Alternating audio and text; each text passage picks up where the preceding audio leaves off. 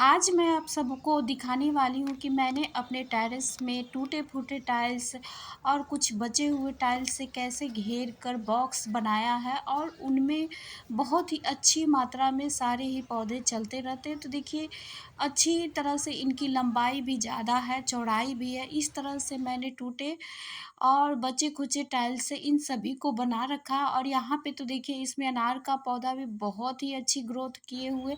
तो आप लोग सोच रहे होंगे कि इतने बड़े बॉक्स हैं तो इनमें बहुत ही ज़्यादा मिट्टी लगी होगी।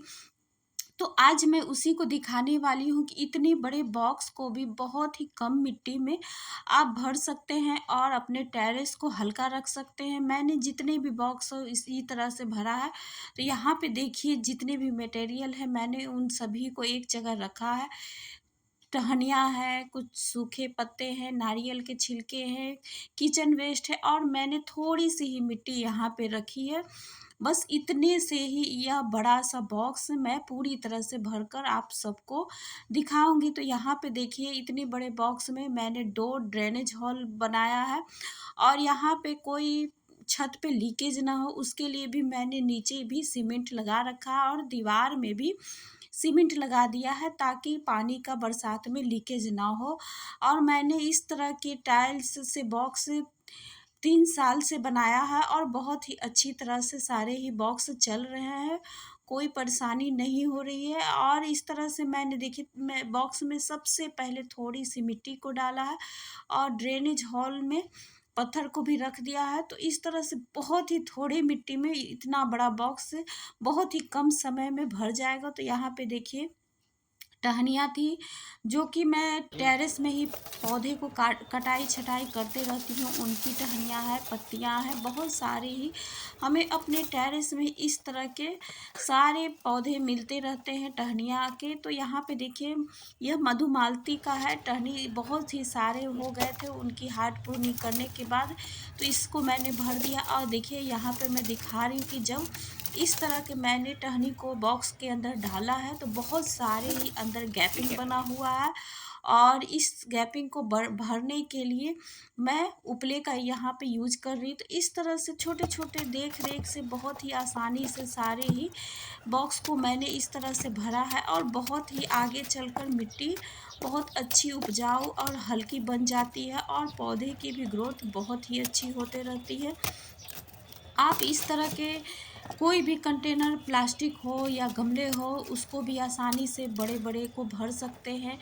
आपके पास सूखी पत्तियाँ हो अ, कार्डबोर्ड के टुकड़े हों, उन सभी का आप गर्मी में यूज कर सकते हैं। बरसात में ना यूज करें कार्डबोर्ड, नहीं तो बहुत ही ज़्यादा उनमें नमी बनेगी और गीला हो जाता है। तो यहाँ पे देखिए उपले को मैंने डाल दिया है और अभी सर्दी तो ख़त्म हो चुका है तो बहुत ही कम मात्रा में मेरे पास किचन वेस्ट बचा हुआ है, तो उसी को मैंने थोड़े से ही डाला है और उसके बाद देखिए मैं नारियल के छिलके को डाल रही हूँ। तो यह धीरे-धीरे खाद बनता चला जाता है और बहुत ही अच्छी हल्की मिट्टी बन जाती है। तो मैं बहुत ही नारियल के छिलके को हर कंटेनर में डालती हूँ। अभी गर्मी का मौसम है, तो इस तरह के छिलके को डालने से नमी भी बना रहता है। और देखिए उसके बाद मैंने थोड़े से और टहनी को डाला है। तो इस तरह से धीरे-धीरे लेयर बाय लेयर पूरा कंटेनर भरता चला जा रहा है, पूरा बॉक्स। तो इस तरह से देखिए ये सारे ही सूखे पत्तों को भी मैंने कुछ दिनों तक सुखा लिया था और यह टेरेस पे ही जितने पत्ते टमाटर की टहनियाँ सूख गई, गोभी की, उन सभी को मैंने इकट्ठा कर रखा था। तो इस तरह से देखिए मैंने डंडे का भी सहारा लेकर जितना ऊपर से मैं भर सकती हूँ उतना मैंने कोशिश किया है कि इस तरह से एक बार में ही बॉक्स आसानी से भर जाए, इसको बार-बार भरने की ज़रूरत नहीं पड़े। क्योंकि जब खाद बनता है तो मिट्टी बहुत ही नीचे चला जाता है, तो इसलिए मैंने अभी जितनी चीज़ें अवेलेबल हो सकी है मैंने सभी को डालने की कोशिश की है। और मैंने पत्तियों का भी खाद बनाया था और कुछ पत्तियों को मैंने मल्चिंग के लिए भी रखा था। तो देखिए यहाँ पे वही पत्ती को मैं यहाँ पे डाल दे रही हूँ। तो मैंने पत्तियों को भी बहुत ही अच्छी तरह से यहाँ पे एडजस्ट कर दिया है। तो देखिए सारे ही पत्तियाँ इसमें एडजस्ट धीरे-धीरे होती चली जाएँगी और यहाँ पे ना एक तरह से समझिए तो नाम मात्र मिट्टी में ही इतना बड़ा बॉक्स भर जाएगा, और आपको बहुत ही आगे चलकर इस तरह से जब आप किसी कंटेनर को भरेंगे तो बहुत ही उपजाऊ मिट्टी मिलेगी, और उसमें बार-बार खाद डालने का भी ज़रूरत नहीं पड़ेगा। यहाँ पे गोबर के भी उपले हैं, सूखे पत्तियाँ भी हैं, किचन वेस्ट भी है, और टेरेस से जितने कचरे निकले हैं वो भी है। तो एक साथ इसमें बहुत ही सारे मटेरियल डाले गए हैं, तो इसको कम से कम 3 से 4 महीने तक इसमें जो भी पौधा लगेगा उसको कोई भी खाद डालने की ज़रूरत नहीं पड़ेगी। बहुत सारे ही पोषक तत्व उसको मिलते रहेंगे। तो देखिए, मैंने थोड़े से बचे हुए टहनियों को भी डाल दिया है, और इस तरह से आप अपने टेरेस में जितने भी सूखे पत्ते टहनियाँ हैं उनको इकट्ठा करके रखें। अगल-बगल से भी आप सूखे टहनियों को भी, पत्तियों को भी इकट्ठा कर सकते हैं। बहुत सारे अभी पत्तियाँ हवा से गिर रही हैं, तो उन सभी को इकट्ठा करके आप इस तरह के कंटेनर को भरें।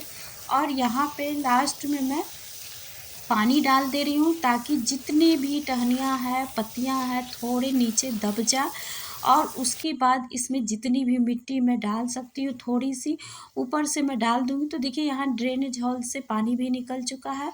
तो इस तरह से बहुत ही बरसात में भी बहुत ही आसानी से पानी निकल जाता है, कोई भी पानी जमता नहीं है।